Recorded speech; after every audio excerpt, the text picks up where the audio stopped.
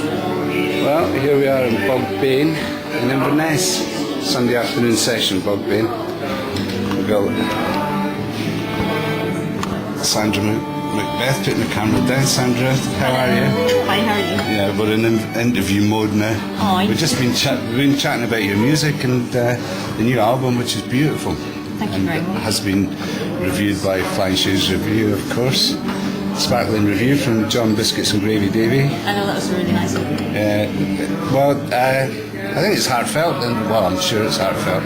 But I've had the pleasure of seeing the band and everything play as well. Just recently, you were back home to do Glenelg Festival this summer. Oh, that was nice being back home with having, like, a lot of the musicians hadn't been to Glenelg before, so for them to see it for the first time, it was great. Musicians are from Edinburgh. You're living in Edinburgh these days. And the band, it must have been a bit of a triumphant homecoming. They've been able to show all your family and folks what you've been doing for the last couple of years. I hadn't actually released the album yet, so a lot of people hadn't heard all the material. Yeah, it was released at that festival. No, it was released the week, a couple of weeks after that in Glasgow. But it was the first time a lot of people had heard the songs. So it went down really well. I was really nervous though. I bet you. That's the first time I've sort of done all my own songs. Baptism by fire. Yes, in at the deep end. Yeah, but the band sounded great, and the album looks and sounds fantastic. The production's beautiful. So where did the inspiration come? I mean, apart from all the songs, which must have been the initial inspiration. For doing the album? Yeah. It was about time. I've been a musician, not singer-songwriter, but musician for a lot of years now. Yeah. I just started writing the songs and thought, well, I better put them into an album, there's no point in just letting it all go. Yeah.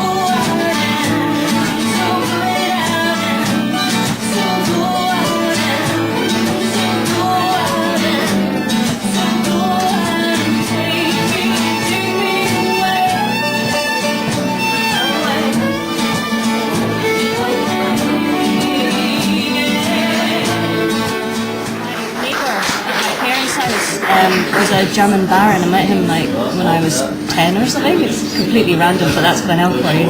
Yeah. And he had a studio out in Germany, and he was always saying, "I'll do your album." I was like, "Yeah, okay." Yeah. And then I phoned him up. I was like, "Well, can we do this?" And then 3 days later, I packed up the car and I drove to Germany. Yeah. And I lived over there for 6 months and just recorded. Got really cool musicians to come in, and got 3 different bass players in the album. It just kind of all worked out from there. Fantastic. And let's explain Glenelg if we can in a short interview like this. You grew up there. Now Glenelg is like inaccessible, more accessible to Skye than it is to the mainland in a lot of ways. Would you think Glenelg is more part of Skye than as an island community? Does it feel that way? It feels like you come over the big hill into Glenelg, you come through the vortex. Yeah. It's like coming back 200 years. It's just a very traditional place, and it's a very small community, and everybody knows each other. And in that sense, I suppose it is like Skye, but it is very much on the mainland as well. Yeah. But it's all by sea. It's interesting you should say going back 200 years, because we met through a mutual friend, Linda. Linda McRae, who's from Nashville, but her family are McRae's that left Glenelg 200 years ago. Yeah. So you can imagine what it was like for her actually going over the hill. I think it's quite emotional for her coming back and coming back to her roots. Well, it felt like she was coming back, although it was going to somewhere that she'd never been before. I think she felt that it was like coming back to a community. And she we seemed to find had a lovely connection as well, because through the festival, she was coming back to Glenelg and she flew into Edinburgh. And I live in Edinburgh, so I randomly went to the airport and picked her up. Yeah. And sort of like homecoming Glenelg girls being back and doing a festival, and got to sing with her as well, which was amazing. The other thing, I mean, it was great, and it's up on YouTube and everything as well. The other thing that was quite extraordinary was the fact that your drummer Really?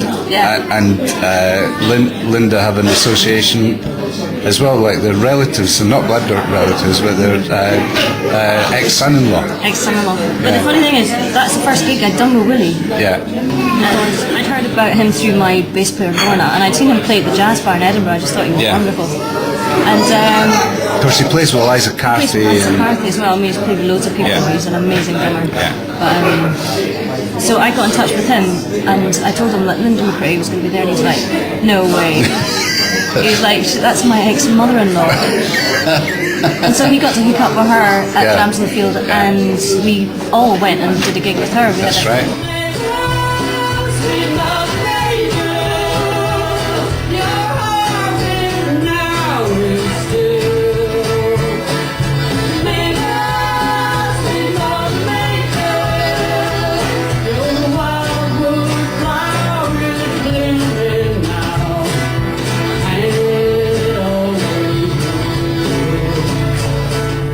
It was magical, it seemed magical, but I mean, the whole festival is a fantastic event. I mean, it's 10 years now of Drums in the Field. It feels spontaneous, like we're talking about, but also is so well set up.